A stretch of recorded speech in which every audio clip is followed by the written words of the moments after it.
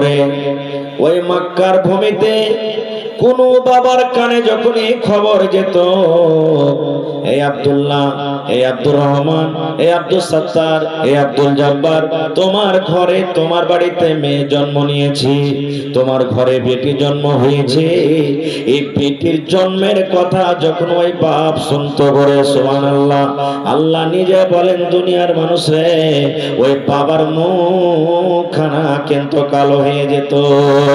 বাবা আফসোস করে বলতো, আল্লাহ তুমি কেন আমাকে মেয়ে দিয়েছো, আল্লাহ কেন আমাকে বেটে দিয়েছো, আল্লাহ তুমি কেন আমাকে ছেলে দাওনি, এই আল্লাহ কে আমাকে কাকে আমি জামাই বলবো, কে আমাকে শ্বশুর বলে ডাকবে।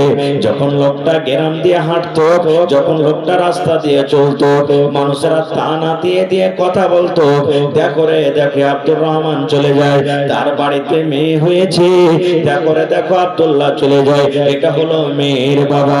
এরকম ভাবে মানুষেরা তাকে লজ্জা দিত, তাকে আর দিত, আর এই আরের কারণে, লজ্জার কারণে আফসোস করে মেয়ের বাবা বলতো, আল্লাহ তুমি কেন আমাকে মেয়ে দিলে, আল্লাহ কেন ছেলে দিলে না। ইমাম বাগাবী রাহমাতুল্লাহ আলাইহি বলছেন যে মক্কার কিছু কিছু মানুষ কি করত, যখন তার মেয়ের বয়স 6 বছর 7 বছর 8 বছর যখন হতো, তখন একটা কোদাল বুঝছেন তো, কোদাল নিয়ে মাঠে জঙ্গলে চলে যেত, আর যাওয়ার পর একটা সুন্দর ভাবে কবর গর্ত খাল করে বাড়িতে চলে আসতো।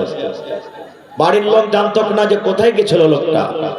বাড়িতে আসার পর তখন বিবিকে বলতেন, কি রে হালেমার মা, এ জামিলার মা, এ জায়দার মা, এ খালেদার মা, তুমি শোনো, আমার মেয়ের বয়স 7 বছর 8 বছর হয়ে গেছে, জীবনে কোনোদিন আরবের বাজার কেমন জীবনে আমার মেয়ে কোনোদিন দেখেনি, আরবের মেলা কেমন হয় দেখেনি, শুধু বাড়িতে আছে।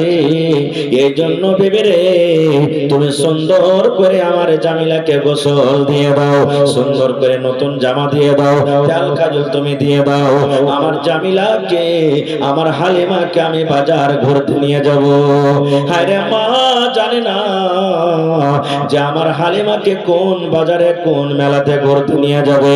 ইমাম বাগাবী রাহমাতুল্লাহ আলাইহি বলেন, মা হাসিতে হাসিতে, মা খুশি হয়ে সুন্দর করে মা বেটিকে গোসল দিতেন।